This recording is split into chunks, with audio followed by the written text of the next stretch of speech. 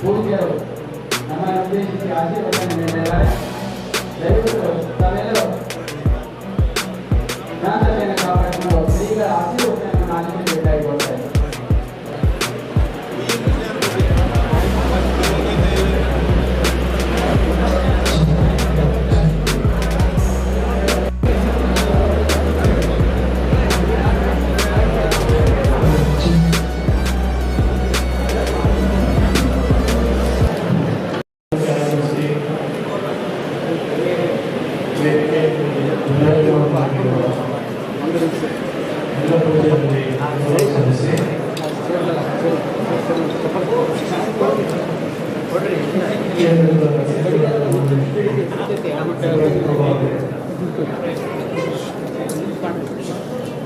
ಅಧ್ಯಕ್ಷತೆ ವಹಿಸಿರುವ ಶ್ರೀ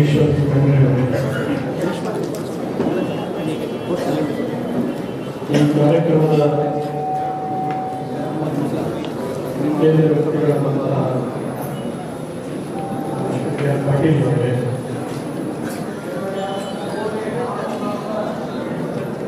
ಮಾಜಿ ಸಚಿವರಾದ ಅನಂತ ಪ್ರಕಾಶ್ ಪಾಟೀಲ್ ಅವರೇ,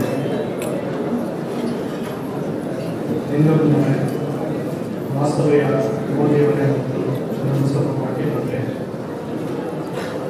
ಮುಖ್ಯಪೂರ್ವ ಶಾಸಕರಾದ ಮಹೇಶ್ ಪಾಟೀಲ್ ಅವರೇ, ಮಾಜಿ ಶಾಸಕರಾದ ಯಲ್ಲಪ್ಪ ಪಾಟೀಲ್ ಅವರೇ, ವಿಶ್ವೀ ಸಂಸ್ಥೆಯ ಅಧ್ಯಕ್ಷರಾದ ಅವರೇ, ವೇದಿಕೆಯಲ್ಲಿ ಹಾಗೂ ಸಮಾರಂಭದಲ್ಲಿ ಉಪಸ್ಥಿತರಿರುವ ನನ್ನ ಗಣ್ಯ ಮಾಡಿದೆ.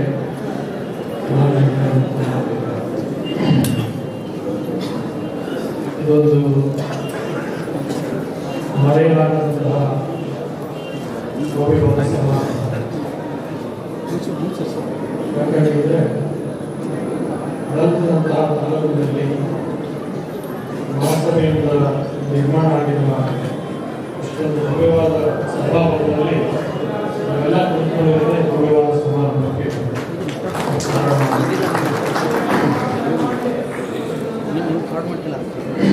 ಈ ನಾಡು ಶರಣರು ಹಾಸನರು ನಡೆದಾಡಿದಂತಹ ಪುಣ್ಯ ಈ ಭಾಗಕ್ಕೆ ಆಸ್ಪದ ಕುಟುಂಬದ ಕಾರ್ಯಕ್ಷೇತ್ರವನ್ನು ನೋಡಬೇಕು ಅಂತೇಳಿ ಜಗತ್ತಿನಾದ್ಯಂತ ಅವರನ್ನು ಓದಿ ಕೇಳಿ ಅರ್ಥೈಸಿಕೊಂಡು ಇಲ್ಲಿ ಬರಲಿಕ್ಕೆ ಪ್ರಯತ್ನ ಮಾಡ್ತಾರೆ. ಅಂಥ ಪ್ರದೇಶದಲ್ಲಿ ವಾಸ ಮಾಡತಕ್ಕಂಥ ನಿಮ್ಮೆಲ್ಲರ ಪೂರ್ವಜನ್ಮದ ಸುಕೃತ ಅಂತ ಭಾವಿಸಬೇಕು. ಮನುಷ್ಯ ಜೀವನದಲ್ಲಿ ಸುಖ ಸಂತೋಷವಾಗಿರಬೇಕಾದ್ರೆ, ಸಮಾಧಿ ನೆಮ್ಮದಿಯಿಂದ ಸಮಾಧಾನ ನೆಮ್ಮದಿಯಾಗಿರಬೇಕಾದ್ರೆ ಗಡಿ ಪ್ರದೇಶದಲ್ಲಿರುವಂತಹ ಆಳಂದ, ಇಂತಹ ಗಡಿ ಪ್ರದೇಶದಲ್ಲಿರುವಂತಹ ಆಳಂದದಲ್ಲಿ ಭವ್ಯವಾದಂತಹ ಸುಸಜ್ಜಿತವಾದಂಥ ಲಿಂಗಾಯತ ಭವನದ ಉದ್ಘಾಟನೆ ನಿಜವಾಗಲೂ ಒಂದು ಬೆಂಗಳೂರಿನಲ್ಲಿ ಕೂಡ ಇಂಥ ಒಂದು ಸುಸಜ್ಜಿತ ಒಂದು ಲಿಂಗಾಯತ ಭವನ ಇರಲಿಕ್ಕಿಲ್ಲ ಅನ್ನುವಂಥದ್ದು ನನಗೆ ಅನಿಸ್ತದೆ. ಇದಕ್ಕೆ BR ಪಾಟೀಲ್ ಅವರು ಅತಿ ಶ್ರಮವನ್ನು ವಹಿಸಿ, ಅವ್ರದ್ದು ಕೂಡ ಒಂದು ದೂರದೃಷ್ಟಿ ಇದೆ ಅಂತ ನಾನು ಹೇಳಿಕ್ಕೆ ಇಷ್ಟಪಡ್ತೀನಿ. ಈ ಜಾಗ ಯಾರ್ದೋ ಬೇರೆಯವರ ಪಾಲಾಗಿತ್ತು, ಮತ್ತೆ ಹೊಳ್ಳಿ ಸಮಾಜಕ್ಕೆ ಪಡೆದುಕೊಂಡು ನಾನು ಅಂದ್ಕೊಂಡೆ ಈ ಭವನವನ್ನು ನೋಡಿದಾಗ BR ಪಾಟೀಲ್ ಇಷ್ಟು ದೊಡ್ಡ ಭವ್ಯ ಭವನವನ್ನು ಕಟ್ಟಿಸಲಿಕ್ಕೆ ಸಮಾಜದಿಂದ ಕಟ್ಟಿಸಲಿಕ್ಕೆ ಹೇಗೆ ಸಾಧ್ಯವಾಯಿತು ಅಂತ. ನಿಜವಾದಂಥ ಕಷ್ಟ BR ಪಾಟೀಲ್ ಅವರು ಪ್ರಸ್ತಾವಿಕ ಭಾಷಣದಲ್ಲಿ ಹೇಳಿದ್ರು. ಇಲ್ಲ, ನಾವು ಸಾಲವನ್ನು ತಗೊಂಡು ಈ ಒಂದು ಲಿಂಗಾಯತ ಭವನ ನಿರ್ಮಾಣವನ್ನು ಮಾಡಿದ್ದೀವಿ. ನಿಮ್ಮ ಕಷ್ಟ ಗೊತ್ತಾಗಿದೆ BR ಪಾಟೀಲ್. ನೀವು ಮೊದಲೇ ಹೇಳಿದರೆ ನನ್ನ MP ಲ್ಯಾಂಡ್ನಲ್ಲಿ ಕೂಡ ಕೈಲಾದಷ್ಟು ನಾನು ಸಹಾಯ ಮಾಡಬಹುದಾಗಿತ್ತು. ಇವಾಗೂ ಕೂಡ ಖಂಡಿತವಾಗಿಯೂ ನಿಮ್ಮ ಬೇಡಿಕೆಗೆ ನಾನು ಸ್ವಾಗತವನ್ನು ಮಾಡಿ ಈ ಒಂದು ಭವನಕ್ಕೆ ಕೈಲಾದಷ್ಟು ಸಹಾಯವನ್ನು ಕೂಡ ಮಾಡ್ತೀನಿ.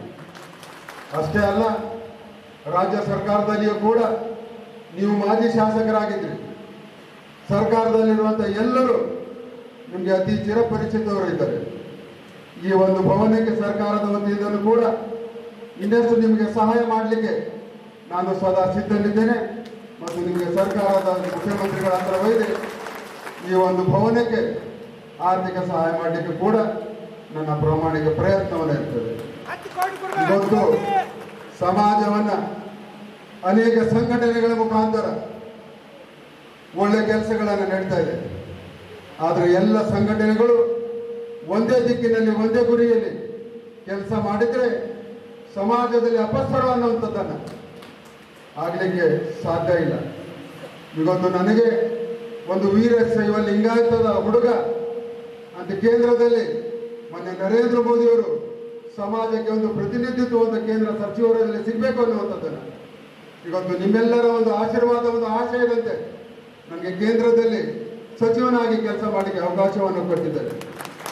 ನಾನು ನೋಡಿದೆ, ನಾನು ನನ್ನ ಊರಿಗೆ ಸೀಮಿತವಾಗಿದ್ದವನು, ಒಬ್ಬ ಸಣ್ಣ ರೈತನ ಮಗ.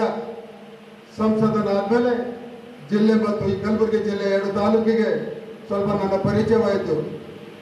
ಆದರೆ ನರೇಂದ್ರ ಮೋದಿಯವರು ಸಚಿವನಾಗಿ ನನಗೆ ಇಡೀ ದೇಶಕ್ಕೆ ವೀರಶೈವ ಲಿಂಗಾಯತ ಒಬ್ಬ ಹುಡುಗನ್ನು ಅಂತ ಪರಿಚಯ ಮಾಡಿಸಿಕೊಟ್ಟಿದ ಮೇಲೆ ನಾನು ಅಧಿಕಾರ ಸ್ವೀಕಾರ ಮಾಡೋ ಕಾಲಕ್ಕೆ ನನ್ನ ಹಣೆ ಮೇಲಿನ ವಿಭೂತಿಯನ್ನು ನೋಡಿ ದೇಶದಲ್ಲಿರುವಂಥ ಪ್ರತಿಯೊಂದು ರಾಜ್ಯದಲ್ಲಿ ಪ್ರತಿಯೊಂದು ನಗರದಲ್ಲಿರುವಂಥ ವೀರಶೈವ ಲಿಂಗಾಯತ ಮಹಾಸಭೆ ನಮ್ಮ ಸಹೋದರ ಸಹೋದರಿಯರು ನನಗೆ ಆಶೀರ್ವಾದವನ್ನು ನೋಡಿ ಅಭಿನಂದಿಸಿದ್ದಾರೆ.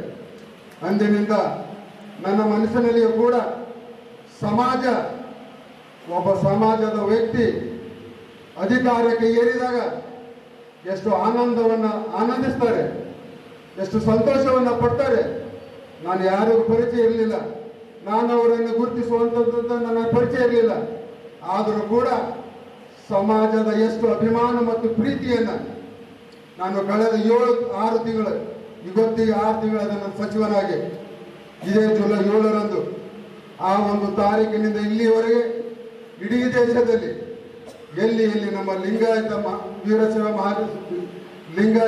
ವೀರಶೈವ ನಮ್ಮ ಸಮಾಜದ ಬಂಧುಗಳು ಯಾವ ರೀತಿ ಅಭಿಮಾನವನ್ನು ಪಟ್ಟರು, ನಾನು ಕೂಡ ನನ್ನ ಜೀವನದಲ್ಲಿ ಸಮಾಜದ ಏಳಿಗೆಗಾಗಿ ನನ್ನ ಸಾಕಷ್ಟು ಸಮಯವನ್ನು ಕೊಡಬೇಕು, ಸಮಾಜದ ಬಂಧುಗಳಿಗೆ ಸಹಾಯ ಆಗಬೇಕು. ಸರ್ಕಾರದ ವತಿಯಿಂದವಾಗಲಿ ಸಂಘಟಿತ ಸಮಾಜದಿಂದ ಆಗಲಿ ಮಾಡುವಂಥ ಸಂಕಲ್ಪವನ್ನು ಕೂಡ ಮಾಡಿದ್ದೀನಿ. ಎಷ್ಟು ಸಮಾಜವನ್ನು ಮಹಾಪುರುಷರನ್ನು ಅಖಿಲ ಭಾರತ ವೀರಶೈವ ಮಹಾಸಭೆಯ ಸಂಸ್ಥಾಪಕರಾದ ಪೂಜ್ಯ ಹಾನಗಲ್ಲ ಕುಮಾರೇಶ್ವರರನ್ನು ಹೃದಯ ಮಂದಿರದಲ್ಲಿ ಸ್ಮರಿಸುತ್ತಾ ಇಂದಿನ ಈ ಐತಿಹಾಸಿಕವಾದಂತಹ ಒಂದು ಕಾರ್ಯಕ್ರಮ,